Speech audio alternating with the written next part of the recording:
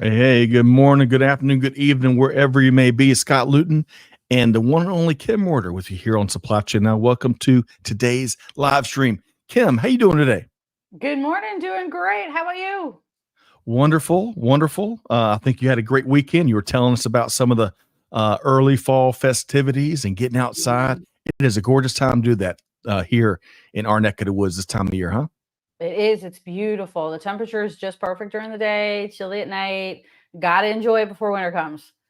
That's right. And the yard work's not the same as opposed to early spring when you got a lot of work to do outside. So Not yet. all right, not yet. That's right. Folks, we have a great show here today. Of course, you know, it's The Buzz, where every Monday at 12 noon Eastern Time, we discuss a variety of news and developments across global supply chain, global business, and a whole bunch more. Ken, we got some great stories to get into. And this first one may scare some folks, but that's okay. Y'all know we're going to approach it the right way to inform you and educate you and entertain you, hopefully. So we're going to be talking about the impact of the U.S. elections all around the world. You know, a lot of times we get focused on what's going on here. Well, we're going to learn from our guest some of his observations in terms of how the U.S. elections are impacting far beyond our shores. We're going to be talking about how organizations are leaning more and more on logistics in this VUCA environment, and some key takeaways from the latest McKinsey Global Supply Chain Leader Survey, and a whole bunch more. So, folks, buckle up and get ready. Kim, we got a jam-packed show. We may need to add a couple more hours today, huh? We sure might. Now, I'm sure you got a full Monday, so we're going to finish on time. But, folks, beyond all of that, as I mentioned, we have a wonderful guest joining us in just a few minutes as we're going to be joined by Dave Food with Prophetic Technology. So stay tuned. All right, so two quick things before we get going. You know, we got to issue a challenge on the front end. First off, much like Trisha does here, hey, share your comments in the chat. We'd love to hear from you. We'd love to get your thoughts on the stories and topics we're going to be sharing here today. And as Trisha says, happy Buzz Day for sure. And secondly, folks, if you enjoy the show, we'd love for you to share it with a friend and or your network. They'll be glad you did. All right, so Kim, we've got about four things to tackle before we bring on the Dave Food. So stay tuned. And the first one, I want to bring up this graphic because we dropped With That Said over the weekend. Kim, do you have any idea what edition number that this edition was of With That Said? Just take a guess. Ooh, I don't know. Was it the 100th? Close. Man, that's a great guess, Kim. It was 99. So, folks, uh, Yay! you know, and as I'd like to say, Kim, oftentimes no one cares about episode numbers or podcast numbers except those that create them. So Yep. I think of every of those editions, all the stuff we poured into it. But yeah, episode 100 next weekend. So, but for this one, episode 99, it was powered by our friends at Vector Global Logistics. Now, you see that tagline, comfort food. Kim, we recognized International Chef Day, which was yesterday. We touched on a number of stories at the intersection of food and global supply chain. Hey, folks, did you know the global food market is over $9 trillion in size, and it's growing almost 7% annually? Now, we included an interesting article from the World Economic Forum on just how we can make the food supply chain a whole bunch more sustainable. And did you know one of the problems? Well, knowledge gaps between all the different tiers and entities across the food ecosystem. But you know, that's probably the driver of a lot of problems that ills our global supply chain, or global business for that matter, far beyond sustainability. We also included one story of a chef in LA that's transforming seafood supply chain. I'm going to get Kim to comment on that in just a second. But as usual, we included news, views, events, resources, tools, you name it. And we're going to drop a link right there in the chat for y'all to check that out. Now, Kim, seafood supply chain, you've worked extensively in this area. Any observations, thoughts, you name it? Sadly, a lot of people don't know this, but large majority of the seafood we consume in the United States is actually imported, especially if you're buying bulk seafood from your bulk food, Costco's, BJ's, Sam's Club, Walmart's, Target Foods, any sort of like frozen bulk seafood likely is coming from another location. So always check and make sure that you're buying U.S. seafood. Try to buy from your locals providers if you can. It's always important to try to work with your local fishermen, your fishmongers, your seafood distributors to try to get local seafood if you can. But, you know, an interesting oysters, I work a lot in the oyster business, and interesting little story about the oysters. The oyster used to be a poor man's food, believe it or not. And it was actually distributed for the military. The military got tins of oysters. It was prison food. It was the most abundant food that was available. And today, an oyster at a restaurant will cost you upwards of $6 on the half shell. So it's amazing how this lowly little oyster that went from commodity food, basically, for anyone and everyone, has now become a luxury item. I love that background. I got to get into the oyster business, Kim. Mm-hmm. The oyster business at those prices. But folks, reach out to Kim, that seafood supply chain.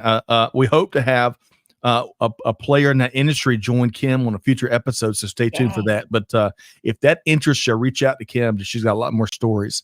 And I love, again, I think it's fascinating, the intersection of supply chain with anything that affects everyone else, healthcare, food, you name it.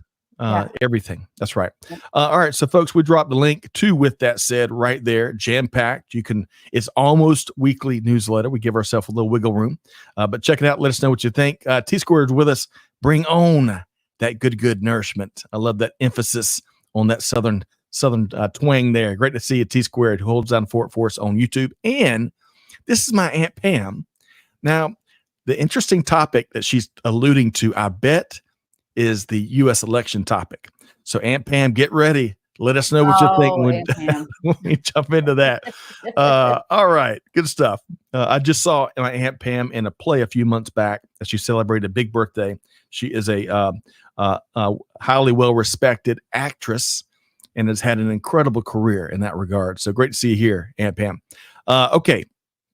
Let's see. Where are we going next? Oh, resources. This is a big one. Kim, this is a big one. So folks, it is, if you don't know, you're in trouble. But as most of y'all should know, it's still Cybersecurity Awareness Month every October. But we all know every month is Cybersecurity Awareness Month. Now, folks, we had an outstanding webinar session a couple weeks ago, and it featured Ara Arslanian from Omnia Partners and this gentleman, Bill Harden from Charles River Associates. Now, Kim, as I was sharing pre-show, Bill, Ara has been with us on a variety of shows. This is Bill's first time with us. Bill has been a part of thousands of like ransomware negotiations and all other sorts of cybersecurity incidents and recovery plans. And he knocked our socks off. We focused on several critical cyber risks that every organization faces, from ransomware to data extortion, insider threats, dark web negotiations, and a whole bunch more. And folks, it's available on demand. So check that out. And I promise you, you will be shocked at some of the expertise that he shares. On also a really important note, if you're looking for ways to help support Hurricane Helene and Hurricane Milton recovery operations, we invite you to check out our friends at the American Logistics Aid Network. This is a proven, vetted nonprofit. It's doing big things, has for years, to help folks in need. You can learn more at allenaid.org. Kim, I know you're up in Virginia, kind of above where a lot of that the worst of it all was, but any friends and family really impacted with the hurricanes? Fortunately, we have not had a lot of impact. I haven't had, any of my people have not been impacted. Have been working with other organizations to try to get support down there and help out as much as you can. Virginia, we don't talk a lot about. Virginia was also impacted. We talk a lot about North Carolina, but the southern, western parts of Virginia were also impacted. So I'm trying to do as much as I can from a computer. Well, I appreciate that. And that's right. I tell you, the swath of destruction is so much bigger than what a lot of folks believe. And, the sad thing is the news cycles. Even though there's a massive need, massive reconstruction, we've already moved on to the next story. So, folks, we're dropping the link. There's lots of great vetted nonprofits out there that can help. But we happen to know Allen, the folks at Allen, really well. So check it out. Kathy Fulton and gang do great work. And every dollar is spent very, very wisely. Okay, let's see here. On a much, much lighter note, Kim, before we bring on our guests here today. Today, folks, is Back to the Future Day. That's right, the movie, Marty McFly, the whole gang. That's because October 21st is the date that Marty McFly originally traveled back to in the original film, which was released in 1985. So I've got two questions for Kim. First off, how cool is this DeLorean? This is I think this is a real DeLorean that's been mocked up a bit. Yes. So, and as Dave mentioned pre-show, of course, the DeLoreans back in the 70s and 80s were made right there in Northern Ireland. It's a fascinating story. Lots of documentaries on that. But I got a question for you. What two questions for you, Kim? First off, when it comes to supply chain leadership, what is one thing that is just as relevant today as it was in the 1980s? You know what I'm going to say? Data. It's data.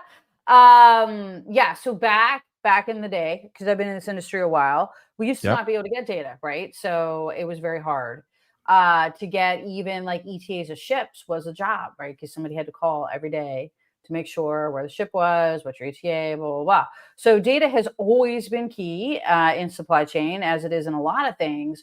But the biggest change for us today is that data is so much easier for us to get.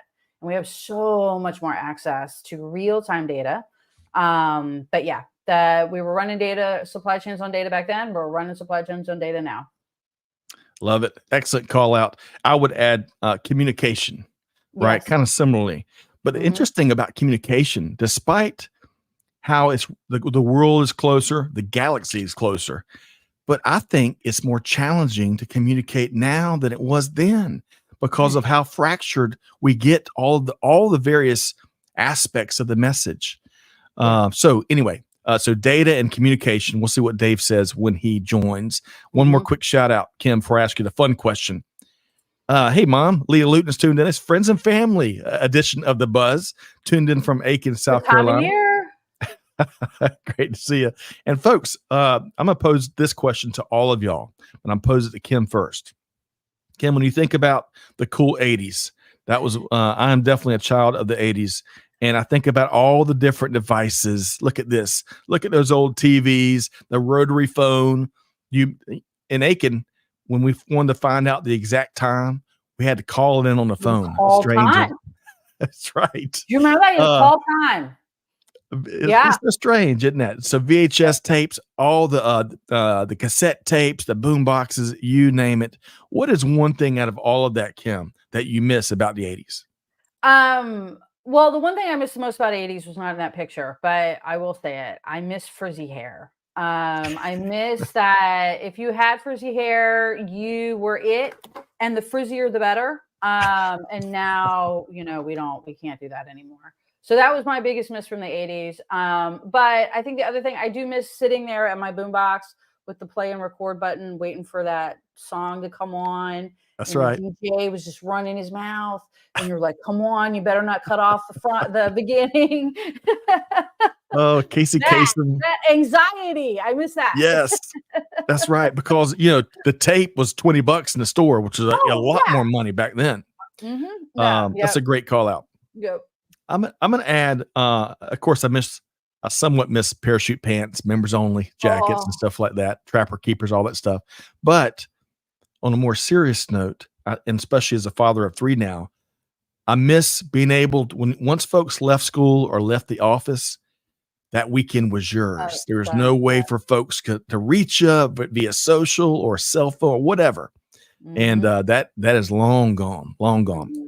All right. T Squared says it's 10 p.m. Do you know where your children are? I think that definitely was something from the 80s. Good stuff there. Okay.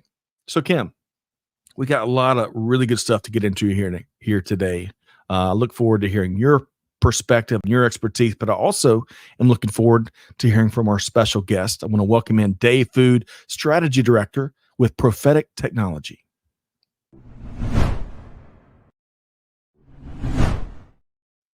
Hey, Dave, how you doing today? I'm doing well, thanks, Scott, from this side of the pond. That is right. So nice to see you.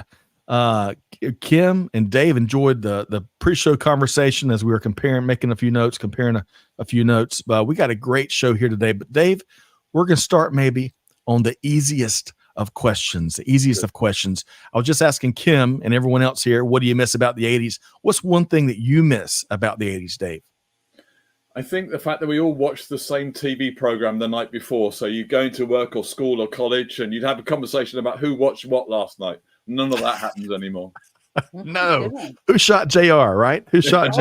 There you go. All that stuff. By the way, the opening theme song for Dallas and really theme songs in general, the A-Team, MacGyver, of course, Dallas, the Dukes of Hazzard, some of the best theme songs of all time, all in the 80s. Okay, Kim and Dave, we got a lot to get into. We're going to start. If y'all ever heard the phrase "eat your frogs first," meaning tackle the biggest, heaviest duty chores up front, well, that's what we're doing here today. And I want to start with this topic of the elections, but not in the sense of our traditional approach, which is let's see what's going on here in the States. So Dave, as he mentioned, across the pond, he's based in what I'll call the greater London area. And Dave, when we got together a few weeks back and we started planning your appearance here today, I was struck by your thoughts about how the rest of the world is impacted by the election coming up in November, just a couple weeks away in the States. Now, we all know that, but at least I'll speak for myself, Americans, and certainly myself, we can tend to get a little focused on what the impact is here. So I think you've got 4 observations in terms of how you see this election impacting the rest of the world. Let's tackle the first 2 here. Dave, your thoughts. Okay, so the first one would really be, and remember, I'm talking my politics from the BBC point of view of the world. So, yep. But when we think about major manufacturers in Europe and potentially in Asia, we're looking at saying, well, where are you getting your components, your subcomponents, your materials from? Because if something's coming from the States, maybe you need to look at an alternative source. And so there's quite a bit of consideration. Automotive would be a good example where the European automotive suppliers are re-looking at the Far East as an alternative supply, just because of concerns about protectionism, possibly from Donald Trump, if he gets in. And I'm not making any assumptions either way at the moment. I'm just looking at the tea leaves, as it were, and trying to interpret how people are responding to this. And one of the ways they're responding is to say, okay, let's review our supply, just in the same way as they reviewed the supply of bringing materials in from Asia because of challenges around Houthis and the Red Sea issue that happened, earlier on in the year and last year. Right. Well, so, Kim, that supplier diversification, we're looking at alternatives and contingencies as the whole world, not just the States, but as the whole world gains more certainty in, I hope it's a couple weeks. I hope it's not a couple months. Goodness gracious. But Kim, your thoughts on Dave's first point there. So a really interesting perspective. So like we said, we never talk about this, right? So all of our conversations have been around like, how is this impacting importers? How is this impacting importers? How is this impacting importers?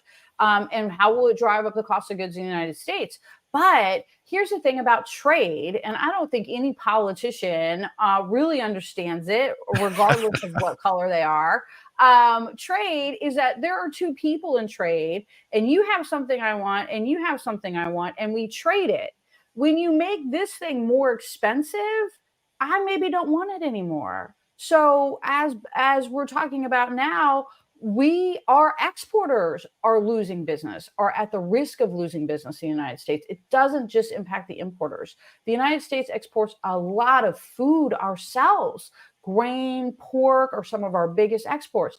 Every time we upset one of our trade partners, they stop buying products from us. So it's excellent that we're looking at the other side of what's happening here. Well said, Kim. Well said. And all the repricing that has to go on as each new tariff schedule comes out. That's a ton of work for our supply chain teams, really around the world. So, Dave, I think your second point on inventory. Any additional thoughts there, Dave? Well, yeah, from an inventory point of view, and particularly where we talk about raw materials, the pharmaceutical industry is really concerned. Some of the active ingredients that come out of North America into the European supply chain, that they're saying, okay, we do not know what will happen in the short term. We don't know how quickly some protectionism might kick in, some tariffs, some new policies maybe. And so there's been a review saying, okay, let's look at our stocking policies, both inbound and outbound, about active ingredients into North America, but also out of North America into the European supply chain. And that's certainly driving some additional costs to the pharmaceutical industry, as an example. Yep. Well said. One more thought here. Y'all respond if you would like. I think when we talk about tariffs and protectionism, that's probably more closely associated with former President Trump, right? However, I would argue that a lot of the bluster we're hearing from him today, as he talks about what he plans on doing, I would argue that is a big part of his negotiating ploy. I don't see all of that. If he were to be elected, I don't see all of that coming to a fruition 100%. I think that's part of his approach at using that in a practical way at the negotiating table. I could be wrong. Any reaction there, Kim or Dave, on that? Well, the one thing I would jump in is we got to think about the response. When anybody says mine's bigger than yours, then people at least go, well, I'm going to come back with something else to challenge you with. So it just creates provocation rather than collaboration. And one of the things is the end-to-end supply chain we talk about in the world is globalized, and collaboration is key. You talked about data earlier on, Kim. Data is the oil that's making it all working. As soon as we start to put barriers 100%. In place, costs will go up. Yeah. Excellent point. Right. Collaboration certainly is what fuels global supply chain, right? And so many different levels. All right, Kim, you want to respond as well? Yeah. So when we talk about inventory, that was the kind of topic, and there's two sides of this. So one, we're seeing importers are starting to hoard inventory, right? They're starting to say, I'm not sure what's going to happen in January, February. Okay. So the other thing, just to back up, look at, nothing's happening November, right? Okay. So I had to have this conversation a little. Yeah.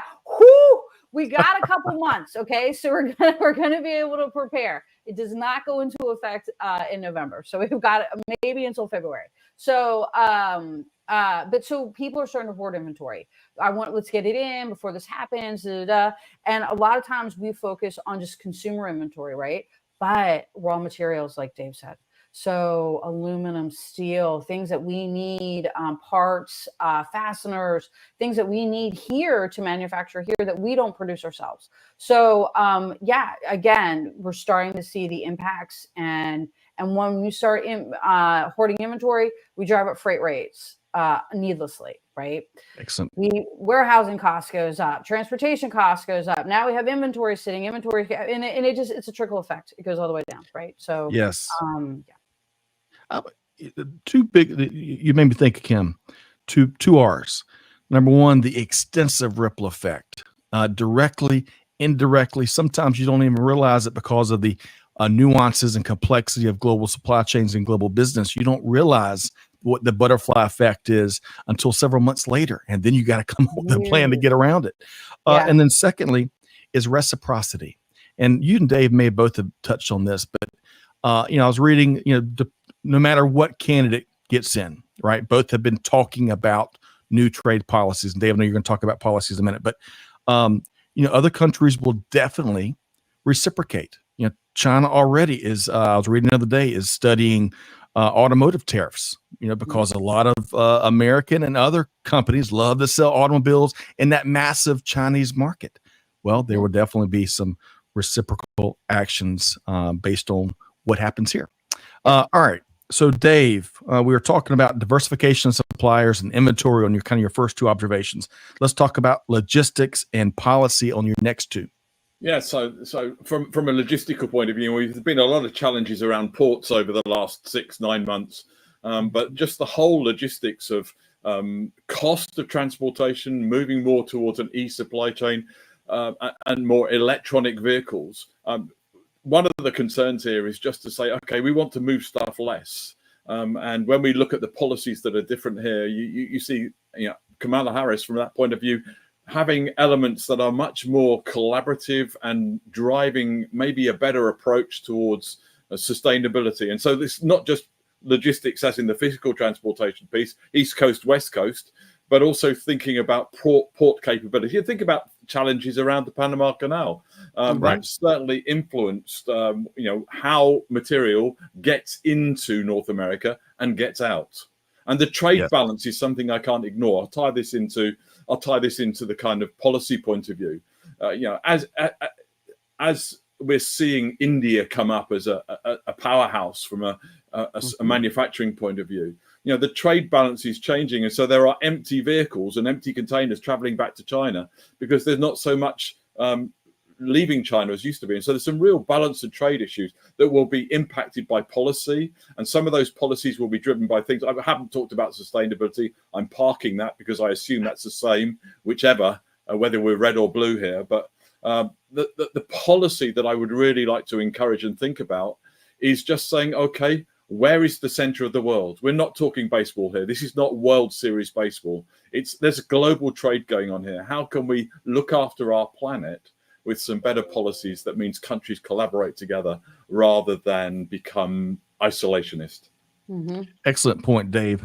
We got to find more of the purple common ground here in the States, but also there's a global globally as well. And then secondly, just touched on sustainability really quick because this would be a 6-hour conversation. And Kim, I'm coming to you next. But I would think perhaps that if the former President Trump does win the White House, one of the biggest differences that we may see is regulation as it relates to sustainability. Yeah. So we'll see how all that plays out. Kim, your thoughts? He talked about logistics, of course, the trade imbalance and policies. Again, finding that common ground so we can solve more of solve more of the challenges facing industry today. Your thoughts, Kim? Yeah, collaboration, the global supply chain, it's the world is flat. Like I keep coming back to that saying because it applies. And logistics, no one person owns everything almost in no big company, right? Maybe if you're a niche manufacturer and you have your own sheep and you make your own wool and you make your own sweaters, like you own your own supply chain. But it is very rare to find a Fortune 500 that owns their entire supply chain, that is not relying on another country, another manufacturer, another source for something. So every time we twist the dial here, it changes something over here. And that's what we keep forgetting about trade. And if I'm going to increase in, one of the simplest examples is we had this years ago, was Harley Davidson, right? We saved Harley Davidson with tariffs. Harley Davidson was getting killed by Kawasaki. They were getting killed by all the foreign motorcycle manufacturers. And Harley Davidson was headed towards the skids. And the Reagan administration stopped that because they put tariffs on the imported motorcycles. So that is a really quick example of how we have used the power of tariffs to drive industry, right? Yes. Because we saved an industry by doing that. Hey, don't forget the Marlboro Man, Harley Davidson and the Marlboro Man. I think that was a movie from the 80s, if I'm not mistaken. But on a serious point, I think it's important. Look, we've got the smartest audience in all of global supply chain. So when I say this, I'm not surprising anybody. But Dave and Kim, via protectionism, via tariffs, when you look at the trade imbalances and you look at the potential for the U.S. to have a manufacturing renaissance, we still have certain constraints because of how far the genie's gotten out of the bottle. I mean, even our U.S. military relies on lots and lots of components from overseas. Yes. So that is always an interesting, there's not a person in any country probably that doesn't want a strong manufacturing market in their own country because of how that's tied so much to economic well-being and jobs and good jobs. But each country also faces a variety of different constraints that's been long term, but also due to the newer dynamics due to the shifting sands over the last couple of decades, few decades, 4 or 5 decades. Okay. Dave, last point. I appreciate you bringing this topic to us. I find it challenging to talk about elections these days, especially, live in front of whoever wants to tune in, because there's just so much vitriol. I was talking to someone overseas last Friday, and they're visiting the States here in the next few weeks, actually next week. And they were worried about getting stuck here due to violence and other things. And that just reminded me just how far we have come as a society, or, as Americans. I don't know, but that can't be the case. That cannot be the case. Dave, I'll get a final word from both of y'all. Dave, you first. Yeah, I think one of the challenges here is that we don't get into a deeper conversation. We are so polarized by algorithms and by social media and by the headlines that we don't get beyond the headlines. And actually, there's a much more nuanced, much more important conversation to be had around how do we make our supply chains work better. We've got so much more that we can learn and do to help to drive business and the economies of our countries around the world, to help countries that are struggling, because there are still there's still plenty of challenges in the world that we're still nowhere near sorting out. That's right. Good stuff, Dave. Kim, your final word. I'm going to point to our recent strike that we had on the East Coast, right? And the major point of that strike was advancement of technology, and the resistance to that, and not wanting to automate the ports, not wanting to reduce human jobs. And we can't do that. We are falling behind in our port technologies in the United States. We are being, Canada is working better than we are. Mexico is catching up very quickly. We cannot continue to resist evolution in supply chain. And the more and more we do that, the more and more we stick by that and say, no, we got to keep doing it the way we do it, the more and more we are going to continue to fall behind. Well said, Kim. We got to say that louder. Sing it, sister, as you said last week on the webinar. We are losing ground, and we can't allow our political differences to empower us to lose ground faster, right? Yeah. It's a global economy, and it will always be a global economy. And we've got to really be more practical, I think, here in the States as we approach these massive challenges. Yeah. Okay, Dave and Kim, good stuff. I really appreciate both of y'all's approach there. I want to add in Korai's comment here. So Korai, first off, congratulations on your new advisory firm. Awesome. Korai says, well, economically, if we let it play out, research says tariffs hurt economies. If used as leverage in driving negotiations to level set competition and state interjection into the economy, it opens negotiations for a determined period. It's not either or, as politics want to portray it. Yep. As always is the case, Korai. It's never exactly like politicians say that it is, unfortunately. All right, we got to move on. And we should probably add, and I bet Dave and Kim agree with me here, is no matter your take, no matter your passions and positions, get out and vote, folks. Folks, get out and vote, okay? Exercise that right. Moving right along to maybe a less exciting topic. I don't know. We're going to be talking about logistics here. Great. I thought this is a pretty neat article from our friends at pymnts.com. It's probably payments.com, but just in case. All right. So get this. I'm going to kind of offer some highlights, and then I'm looking forward to getting Dave and Kim's take. So this article focuses on the growing pressure on logistics, given everything else that's been taking place across this VUCA world, one of my favorite acronyms: volatile, uncertain, complex, and ambiguous. So a couple highlights here. First, starting with Alphabet's on-demand drone delivery service, which is called Wing, just announced a couple weeks ago that it was partnering with Serve Robotics to expand autonomous last-mile food delivery. Give me my chicken wings and give them to me today. Give them to me right now for lunch. It's going to be multimodal, which is going to include some robot-to-drone deliveries. Some say that the move simply illustrates how firms are looking hard for a better way to meet continually rising consumer expectations. The big omnichannel shift, fueled, of course, by direct customer shipping, amongst other things, in the last decade or so, has transformed logistics providers' management responsibilities. Not just large-scale ocean freight and the like, but last-mile delivery, reverse logistics and returns, and a whole bunch more, while being expected to provide real-time visibility across the entire lifetime of the process. Where's my stuff? I want to know 10 times a day. Mhm. All of this has certainly created a heightened need for carrier diversification because most organizations can't rely on just a couple of logistics providers anymore. This creates other challenges, Kim and Dave. Get this. We'll be releasing this 2024 Transportation Management Technology Report in a couple weeks. But our research there shows that 39% of survey participants said it takes a month or longer to onboard new carriers, a month or more.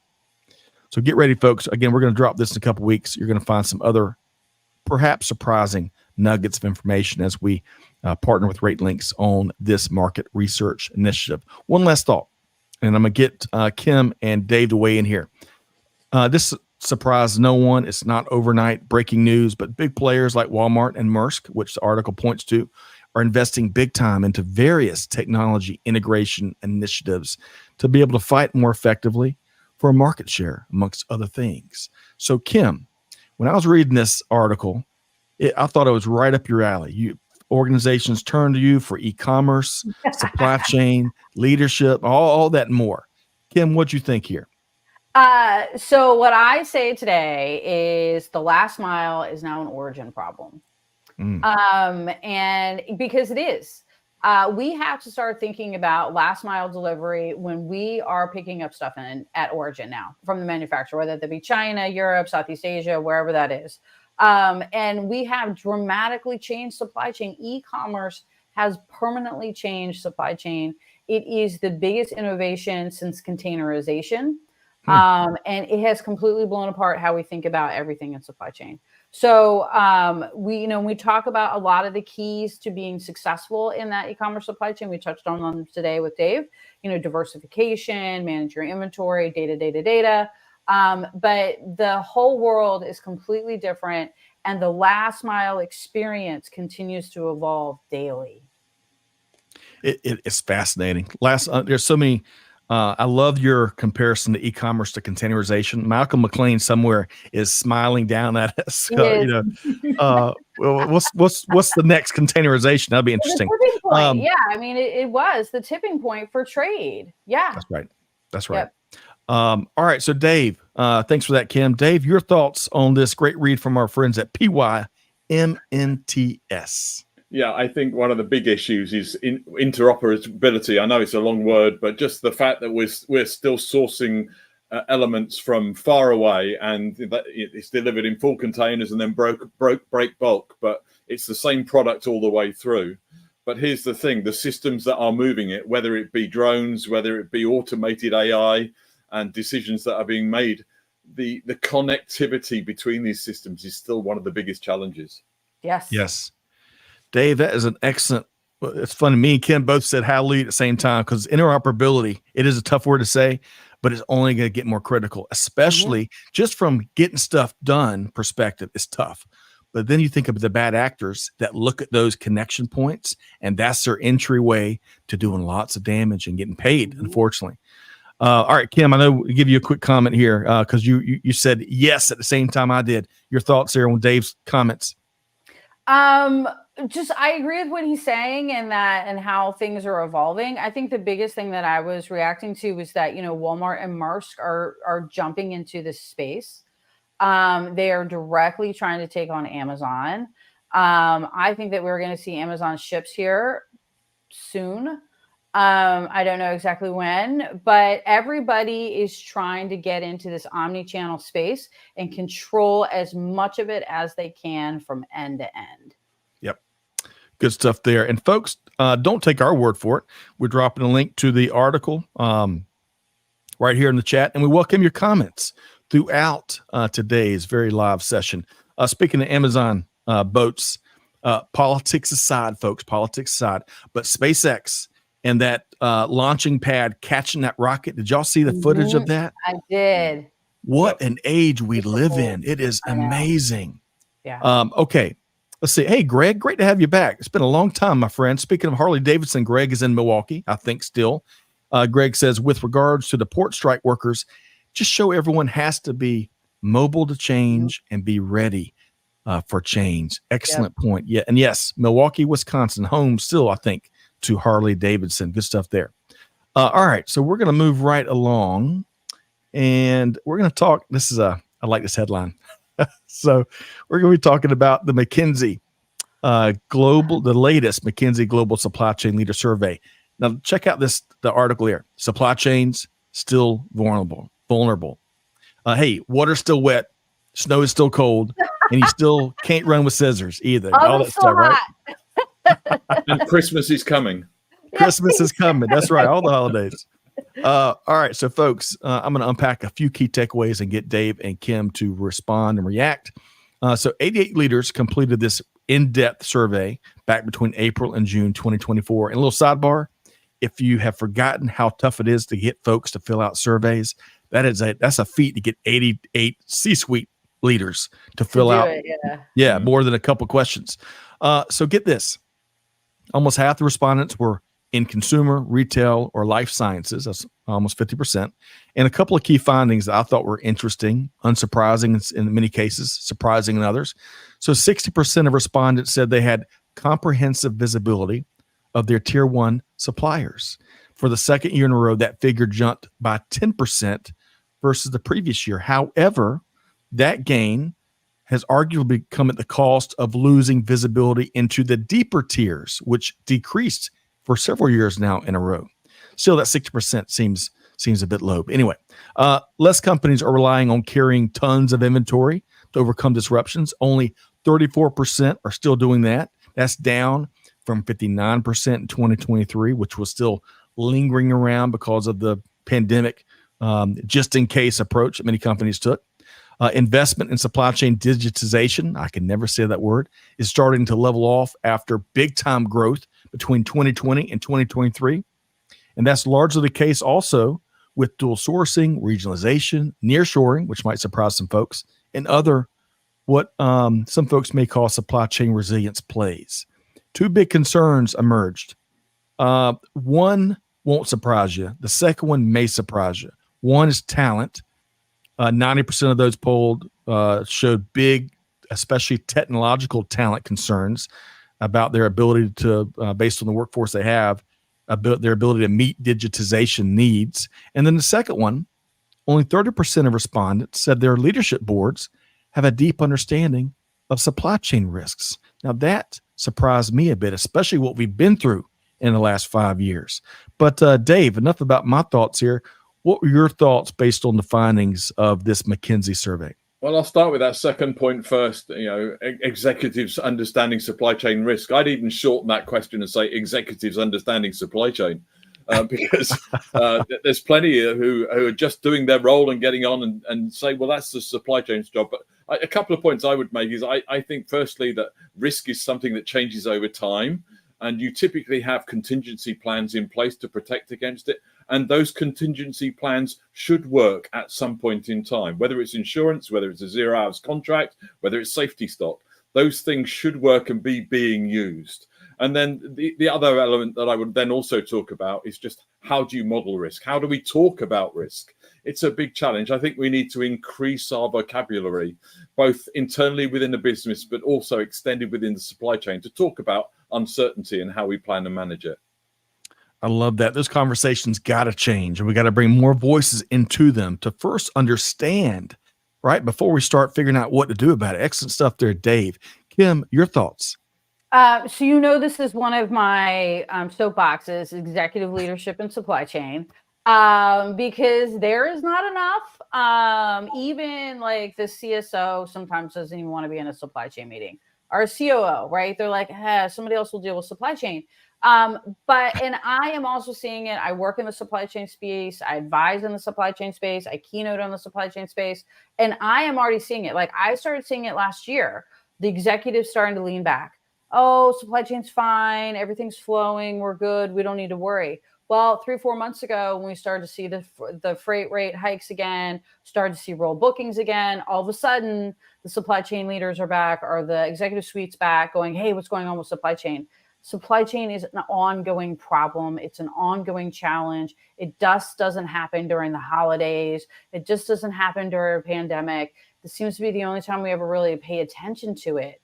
But yes, we are seeing advisory boards, boards of directors, executive suites, just kind of like giving to the supply chain. And they're not investing. They're not buying software. They're not trying to digitize. They're not trying to modernize. Again, during the pandemic, everybody panicked. It was everyone knew about supply chain. My mom knew about supply chain, and your mom knew about supply chain.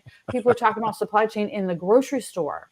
Before that, nobody knew, right? So now the rates leveled out earlier this year, lots of supply, everybody was happy. And then around June, July, we started to feel it again. So it's never going to stop. It's an ongoing illness. We must manage it consistently. Completely with what you said there. Reminds me of a couple thoughts, Dave and Kim. I was just talking about how Sandra McQuillan, who we lost way too soon, shared with us one of her last appearances. Don't let any leadership call supply chain a cost bucket. That's right, because it's old fashioned. We can't do that. And that's when I'm hearing you describe some of that, Kim, is I'm hearing that old, staid, incorrect mindset. Cost and then bucket. I think the second thing, that's right. The second thing is that it's fixed. Folks, if that's the bucket you're in, ignore supply chain and supply chain risk at your own peril. It should be an ongoing dialogue. And again, I think to Dave, going back to what Dave said, the conversation's got to change, but also they got to keep being had, right? With emphasis and investment and discipline and priority. Okay, Dave and Kim, a lot of good stuff there, folks. Check out. We're just skimming the surface, as y'all might expect. There was a lot of moving pieces here, but you can check out the McKinsey Global Supply Chain Leadership survey via that link and let us know what you think. As Greg says, Greg's on fire here. Top management has got to be on board for all changes, be it Mother Nature, political, and everything in between. Excellent point there, Greg. Okay. Oh, we've got time for one more. Okay. So I'm looking forward. I've got a little curveball here, Dave and Kim. I look forward to getting both of y'all's take here. Okay. And I think David's ready. I grabbed this picture and I'm going to share it anyway. Although you ever think about, when you see a picture on your phone, it's just small, especially if yourself is in it. And then every so often you blow yourself up like this. Goodness gracious. Ruined the shot here, but this is me out in Phoenix last week. And I got a little story I want to share with both of y'all and get your take. So when I landed, I was starving, but I didn't want to go to a chain place. I wanted to find something local, right? So I found Miss White's Golden Rule Cafe. Now, folks, the food was as delicious as this story, and vice versa. I had chicken fried steak and green beans and cornbread, and it was right up my alley. Amanda made fun of me a little bit because I went to Arizona and had Southern food, but that's okay. That's okay. So get this. Miss Elizabeth J. White was a single mother of 4 that moved from Texas to Phoenix back in 1964. And she opened her now iconic restaurant where they specialize in all sorts of delicious Southern food. Now, Miss White just turned 100 years old, I think last year, right? That's right. And her family's still involved, making it happen. It was awesome. Now, as I was looking around, and as I was enjoying my food, I was checking out the walls. They had a lot of articles and all this stuff. And then my eyes hit the golden rule, which sat there right in the middle of the restaurant. Do unto others as you would have others do unto you. Now, just my take here, Kim and Dave. I'd submit to you that the golden rule is as relevant as it has ever been, right? And from my experience, having been on those supply chain teams, on those manufacturing teams, on the good days and the bad days, I have found that the best organizations and leaders that I've ever been around, I've ever worked for, have ever supplied me, you name it, they lead with this mindset. And I think we have a tremendous opportunity, especially in this day and age of vitriolic conversations, and we're so partisan, and it's like we've forgotten our ability to disagree, but in a practical and respectful way. We got to gain some of that back. And while we'll take, I I'm not here to speak for all Americans, but I think we've got a big opportunity across the states. But I would say we've got a big opportunity globally. And a lot of that begins, in my view, with the golden rule. So didn't mean to get all on the soapbox and all today, but this experience really lingered and had some ripple effects. So Dave, your thoughts on the golden rule and its relevance here today? I think it's often worth paying attention to how the CEO or the chief exec, when they come into the company, greets the receptionist. I think it's always an interesting test as to, do they know their first name? I know. I love the story that talks about a CEO who's talking to the janitor who he seed on the following day after the Christmas party, saying, "Did you enjoy the party yesterday?" And the janitor said, "What party?" And the CEO realized he hadn't even been invited.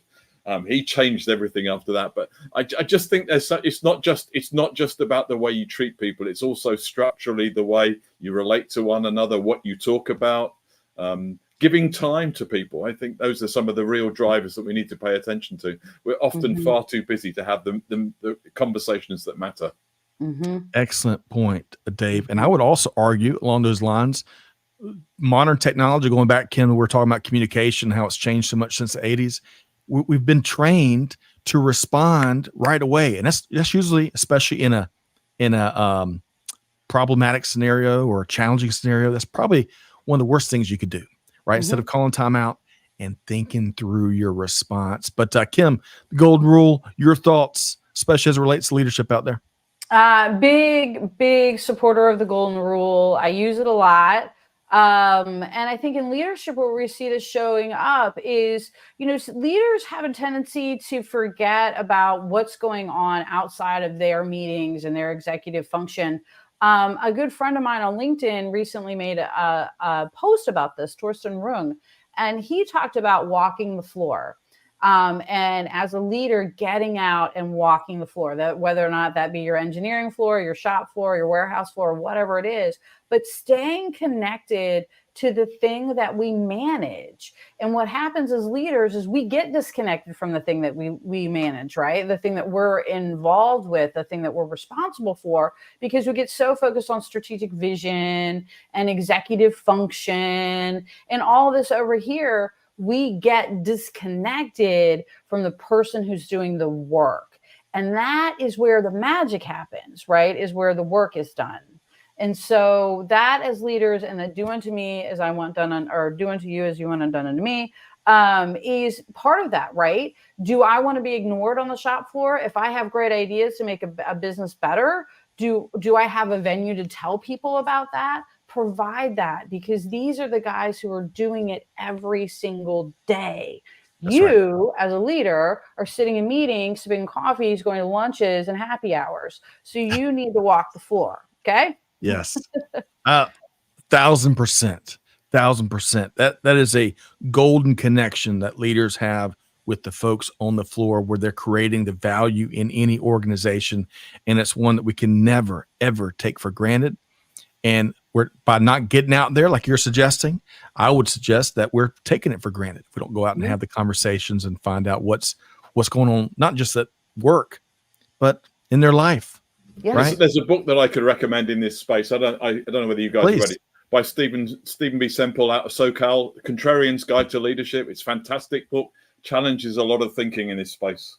Yep. Contrarian's Guide to Leadership. We're going to look that up. Maybe Amanda and Trisha can drop the link. I appreciate that suggestion. I'm going to add it. I'm going to read it and then add it to my bookshelf. Well, I'm going to read it, hopefully cover to cover. It can be challenging these days with my goldfish attention span. Dave and Kim, I've got one more question for you both, but I want to add in a couple of quick comments here. T Squared says, more voices and talent are sorely needed. Completely agree, T Squared. We've got to take a very inclusive approach to talking about good days and bad days, and also massive opportunities. And Alan says, great to see you, Alan. Being a manufacturing guy, I would never do to sales organizations as they have done to me over the years. Alan. Sales and ops, that's biblical, that fight. Like that goes back to like Roman times.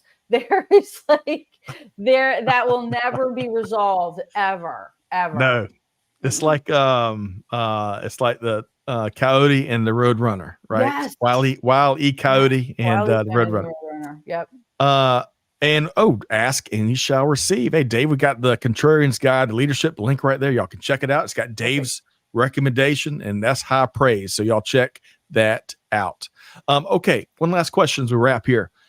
What a great edition of The Buzz. I was excited about this. I was honest, I keep it real.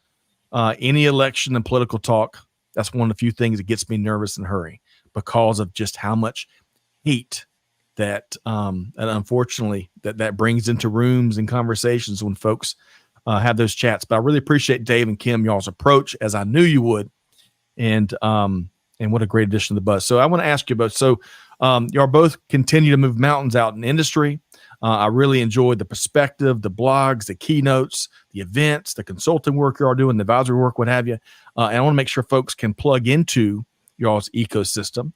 Let's start with you, Dave. How can folks get in touch with you and Prophetic Technology? Well, as you know, Scott, I'm absolutely ardent around LinkedIn. So come and find me on LinkedIn. I was born with this unusual name. So my wife blames me because she married me. But at the end of the day, Dave Food, it's a pretty unusual name. And I have a blog that I blog there every week. In fact, I blogged on a similar topic to this today. So I talked about reviewing your supply sourcing policy as topic number one we discussed today. Love it. And yeah, you gotta follow Dave, connect with Dave, follow Dave, you name it, on LinkedIn. Lots of thoughts that will make you think and act different and have different conversations we've talked about earlier, the value of. Kim, we were just talking last week about your keynote that I've heard great things about at the WCA World. I think that's the right organization. Yep, WCA Commerce, yep. In Bangkok. How can folks connect with you and all the great stuff you're doing? Easiest place to find me is on LinkedIn. You can also find me on my website at clarityscalegrowth.com. And love to see you. Wonderful. Wonderful. I appreciate that. Always a pleasure to co-host shows with you, Kim. We've had some great ones here lately, including Amanda from Apex International Logistics last week. I loved your shout out. Sister Sing It. She was making several points there. Yeah. She was talking about data and how we need data for, especially in air freight. That's right. Great show, folks. Check out, we do a lot of live streams and webinar conversations. Maybe Amanda and Tricia can drop the links to how folks can make sure they don't miss a show, because we offer all of them on demand. You can check it out. But such a pleasure. I want to thank both Kim Reuter once more and Dave Food once more. Thanks to you both. I want to thank everyone that showed up here today. I mentioned that link. Here's a link. You can find and subscribe to Supply Chain Now wherever you get your podcast. You can also check out different aspects of our programming and our global community right there. One link, one click away. Check it out. Thanks to all the great folks who showed up here today. Alan, T-Squared, Greg, many others. Big thanks to Amanda and Tricia behind the scenes, making it happen when it comes to production. And folks, I'm just going to leave you with this. We always give you homework at the end of these. And, I always use a phrase that is really important to me. But I'm going to add a quick addendum to that. Folks, let's lean into being polite and being able to disagree and not hate each other. These elections have gone on and have grown to a point where they have a bad impact on us. And that's not what it was meant to be. So before you respond and react to something that the other party has said, call timeout, take a deep breath, don't hate on them, and then respond in just a civil fashion. So with all that said, folks, on behalf of the entire team here at Supply Chain Now, Scott Luton challenging you, do good, give forward, be the change that's needed. And we'll see you next time right back here at Supply Chain Now. Thanks, everybody.